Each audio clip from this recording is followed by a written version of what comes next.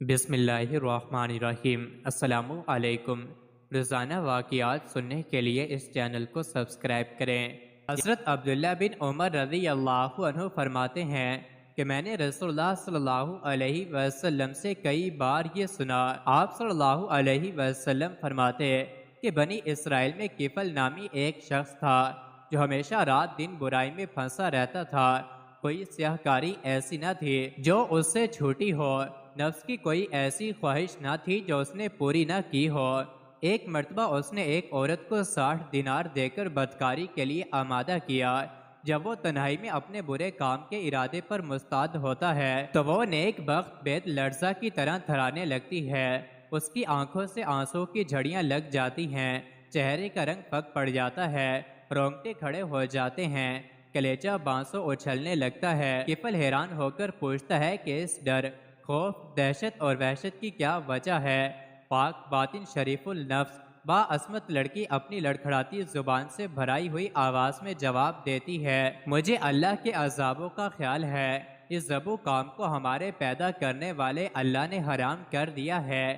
یہ فعل بد ہمارے مالک ذوالجلال کے سامنے ذلیل و رسوا کرے گا۔ منم حقیقی محسن کریمی کی یہ نمک حرام ہے، واللہ میں نے کبھی بھی اللہ کی نافرمانی پر جرأت نہ کی۔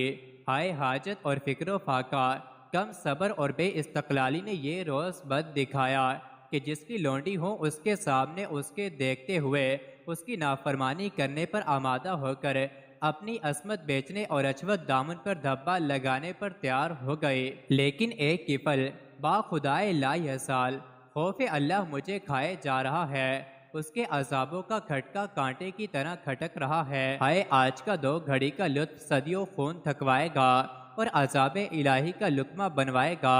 ایک کفل، اللہ کے لیے اس بدکاری سے باز آ اور اپنی اور میری جان پر رحم کر، آخر اللہ کو منہ دکھانا ہے۔ اس نیک نہاد اور پاک باطن اور عصمت باپ خاتون کی پر اثر اور بیلوس مخلصانہ سچی تقریر اور خیر ثوابی نے کفل پر اپنا گہرا اثر ڈالا، اور چونکہ جو بات سچی ہوتی ہے دل ہی میں اپنا گھر کرتی ہے، ندامت اور شرمندگی ہر طرف سے گھیر لیتی ہے، اور عذاب الہی کی خوفناک شکلیں ایک دم آنکھوں کے سامنے آ کر ہر طرف سے حتیٰ کہ در و دیوار سے دکھائی دینے لگتی ہیں۔ جسم بے جان ہو جاتا ہے، قدم بھاری ہو جاتے ہیں، دل تھرا جاتے ہیں۔ سو ایسے ہی کفل کو معلوم ہوا، وہ اپنے انجام پر غور کر کے اپنی سیاہ کاریاں یاد کر کے رو دیا اور کہنے لگا، اے پاک باز عورت، تو محض ایک گناہ وہ بھی نہ کردہ پر اس قدر کبریائے ذوالجلال سے لرزا ہے۔ ہائے میری تو ساری عمر اپنی بدکاریوں اور سیاہ اعمالیوں میں بسر ہو گئیں، میں نے اپنے منہ کی طرح اپنے اعمال نامے کو بھی سیاہ کر دیا۔ خوف اللہ کبھی پاس بنا بھٹکنے دیا، عذاب الہی کی کبھی بھولے سے بھی پرواہ نہ کی۔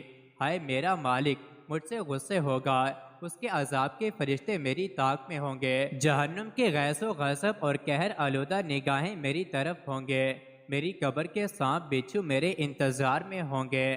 مجھے تو تیری نسبت زیادہ ڈرنا چاہیے، نہ جانے میدان محشر میں میرا کیا حال ہوگا۔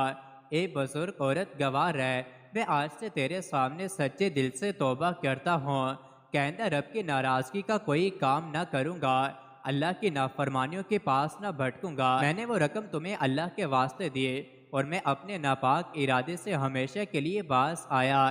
پھر گریہ وزاری کی، جناب باری تعالیٰ توبہ و استغفار کرتا ہے اور رو رو کر اعمال کی سیاہی دھوتا ہے، دامن امید پھیلا کر دست دعا دراز کرتا ہے کہ یا الہ العالمین میری سرکشی سے درگزر فرما، مجھے اپنی دامن عفو میں چھپا لے، میرے گناہوں سے چشم پوشی کر، مجھے اپنے عذابوں سے آزاد کر۔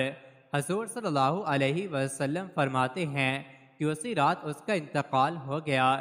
صبح کو لوگ دیکھتے ہیں اس کے دروازے پر قدرتاً لکھا ہوا ہے، ان اللہ قد غفر الکفل، یعنی اللہ تعالیٰ نے کفل کے گناہ معاف کر دیے۔ مزید ایسے ہی ویڈیوز کے لیے چینل